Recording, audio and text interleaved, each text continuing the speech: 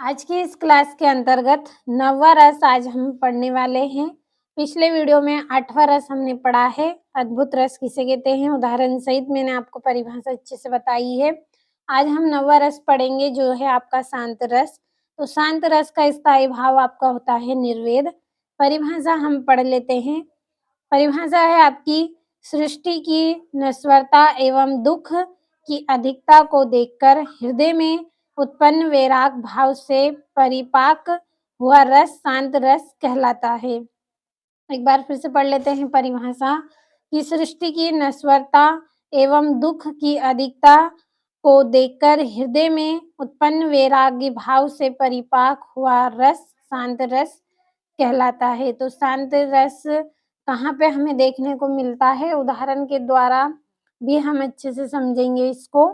तो देखिए, अगर हम कोई कार्य कर रहे हैं, कोई ऐसा कार्य कर रहे हैं जो क्या है हमारी जो समाज है, हमारा समाज उसके लिए अच्छा हो, किसी अन्य व्यक्ति के लिए हम अच्छा करें या अच्छा सोचें, तो अगर आप समझना चाहें तो इस तरह से भी समझ सकते हैं कि कुछ ऐसे कार्य जिनको करने से क्या हो, हमारा मन एकदम शांत हो, अच्छा लगे हमें।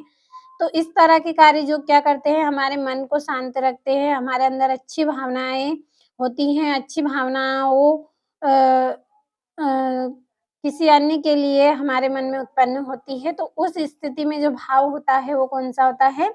शांत रस आपका होता है। तरह से है आपकी परिभाषा कि सृष्टि की नश्वरता एवं दुःख की अधिकता को देखकर हृदय में उत्पन्न वैराग्य भाव से परिपाक हुआ रस शांत रस कहलाता है।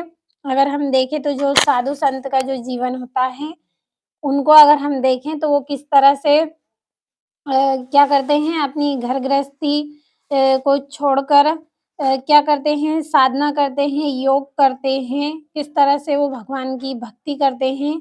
तो इस तरह के कार्य से वो क्या है, हमारे लिए, सृष्टि के लिए क्या कर रहे हैं, कुछ अच्छा कार्य कर रहे हैं।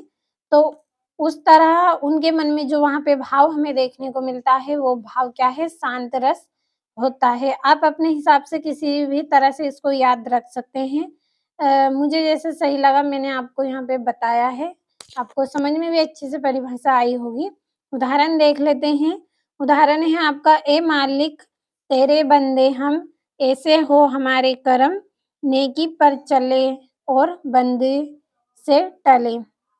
तो ये आपका यहाँ पे उदाहरण है। उदाहरण के द्वारा आप समझ गए होंगे कि हम जो हमारी जो प्रार्थना होती है कि हमारे जो कर्म हो, कैसे हो, अच्छे कर्म हो, हम सदा ही अच्छे रास्ते पे चले, नेकी के कार्य करें, यानी कि अच्छे कार्य जो हमारे समाज के लिए हो, किसी अन्य व्यक्ति के लिए हो, इस तरह के कार्य हम करें हमारे जीवन में।